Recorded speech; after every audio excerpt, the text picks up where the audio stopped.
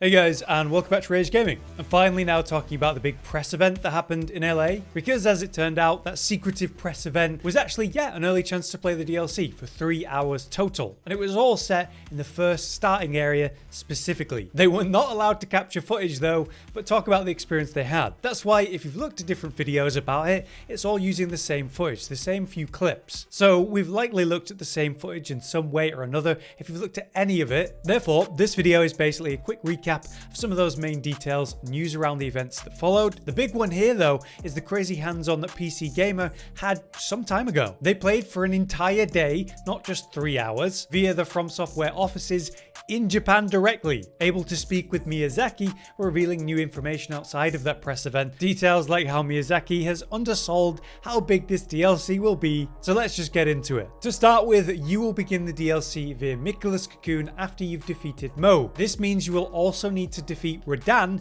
to actually get here and do this. To begin the DLC, you'll meet the new NPC Leader, who will ask if you were beckoned here by Miquella as well. And to get started, you examine the cocoon and you'll be taken to the realm of the shadow when you do that. So all the footage you're looking at today and in those different videos is all a bit random, different locations and different builds. The actual play area for the press event was only the opening section. They literally prevented progression past a certain point, but they're able to fight at least one major boss, the Divine Beast. But there's been different stories of other side bosses that were encountered, but we haven't seen any proper footage of that. What level was this all taking place at? It was at level 150. The press event had male and female versions of 3 different builds to play. All of them though were level 150 with max upgraded gear, so that may be the general expectation for the DLC. I wouldn't worry though if you're currently say level 125 or higher. You'll be able to get levels while you're in the DLC, and so you'll be fine. If you're worried about being over leveled, maybe say around level 200, I also wouldn't worry about it. That's just going to mean you have a bit more health or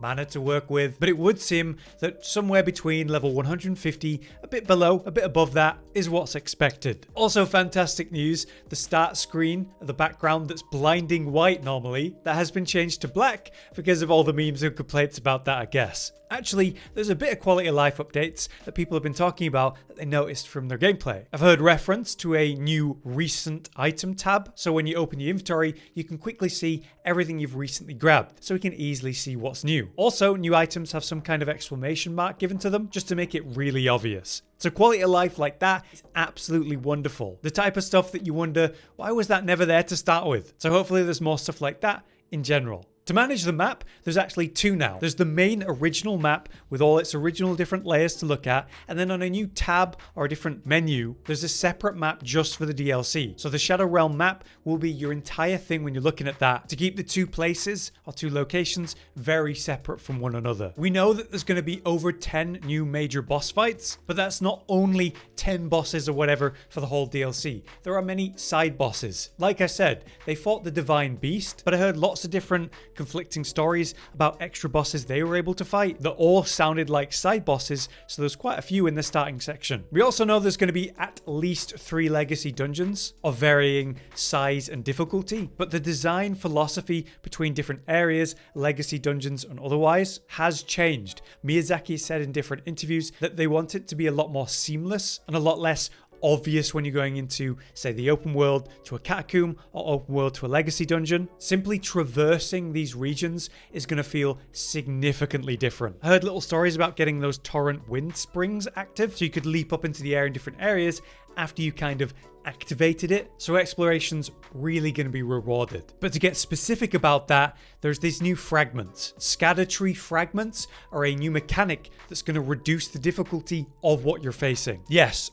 a literal difficulty mode. A big part of original Elden Ring that was so good was, let's say you went to a boss or an area and you had a really hard time. You chose to instead go a different way, finding easier enemies. So you go to this different place, you fight enemies, you get some XP, you level up, maybe you upgrade your gear, get some new abilities, then you come back to that place that was hard a while ago, and now it's easier. That's Elden Ring. In the DLC, they've gone even harder on that concept. These scadutree fragments will be usable at graces, and you'd spend them much like you would something like a golden seed or something like that. The result is all the enemies of the DLC will be weakened, so they deal less damage. But this only applies to the enemies in the realm of Shadow. So the more of these fragments you find and activate, the easier the challenge gets. This quite literally means if things are hard for you, go explore somewhere else. You'll level up, find new gear, but also find fragments that literally make things easier. How hard you want to go on that, it's up to you. There's also other kinds of upgrades. There's these revered Spirit Ash blessings that are used in a similar way at the Graces, and what they do is they increase the amount of damage that your summons do. So by stacking the blessings and fragments together,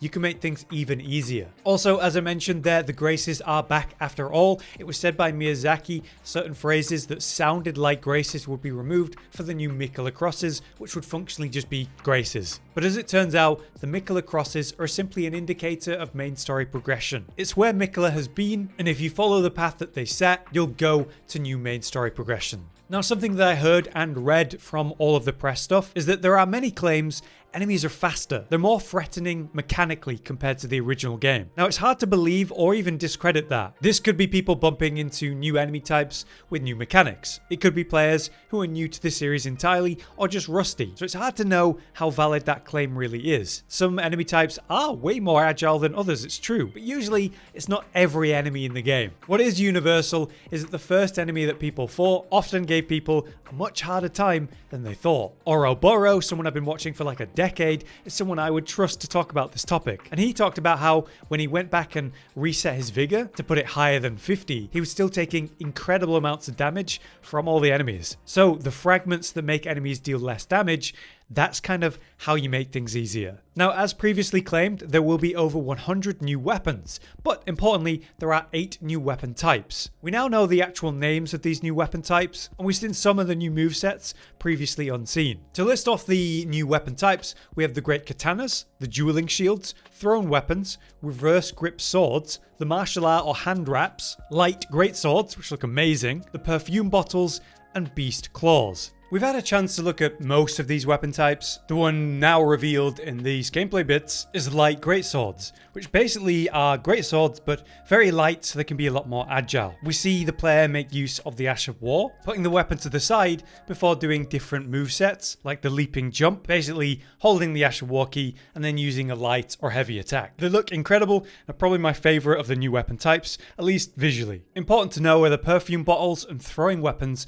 not requiring the kind of resources you'd expect to limit them. Like perfume bottles don't consume a ton of FP when you use them. They're just regular weapons that you use with movesets. Next, I wanted to look at some of the details from the full day of gameplay via PC Gamer, who played directly at the From Software offices in Tokyo. According to the writer Wes Fenlon, the size of the DLC has been grossly undersold by Miyazaki once again. Not a big shock, to be honest. Miyazaki said the average playtime of Elden Ring would probably be around 30 hours, which was probably half the average it really was. Not only that, apparently the DLC will be more intricate than any of the original areas of Elden Ring, with terrain that's going to be physically hard to cross, as I was mentioning. Miyazaki had this to say: "At the very outset, there were a lot of possibilities, but one of the things that we were determined very early on was the size. We wanted that sense of scale for the map because we wanted an experience for the player that was going to match the base game. We wanted them to experience that sense of discovery and that sense of wonder and exploration again. We needed a map that was going to uphold and bolster that." To me, this basically suggests their core goal for the DLC size was to recreate that feeling we had with the original. You know, when the map kept zooming out as you discovered more and more things, you keep asking yourself, how big is this game? If they've managed that again, it's going to be big. With that in mind, apparently the DLC is over 16 gigabytes, with Sekiro itself being similar in size. Lastly, for a bit of fun, you may have seen a lot of the images of the Miquella cocoon at the LA press event. Apparently this was made by Volpin Props, and some of the people who worked on it talked about how it was kind of funny to see how gentle people were being with the hand. They were so concerned when creating it that people are going to interact with the hand a lot at the event that it needed to be, you know, reinforced and protected. So it was reinforced with resin, metal, and fiberglass. Yet every picture like this one has everyone touching it so gingerly to not damage it, which is fair enough, but it sounds like they could have messed with it a lot more. Props of this quality are always incredible. There's a great imagining of what the real thing would look like in person. But yeah, there you have it. Those are just some of the main details that I was able to wean from all the different stuff, tweets, images, personal stories and recounting, the footage we actually get to see, and the various write-ups by different press. I hope this was a convenient overview of all the details. But for now, I've been Hollow, you've been you, thank you for watching, we'll see you next time. Josh, Cotton, and Hollow with the videos, dropping the humor like a hammer on your tippy toes, bringing entertainment on a daily arrangement to take our insanity and turn it into entertainment. Yes, I said entertainment twice, to reiterate that it is nice to look into your faces on a mostly daily basis when you let us in your homes to make the whole world a stage. Goodbye.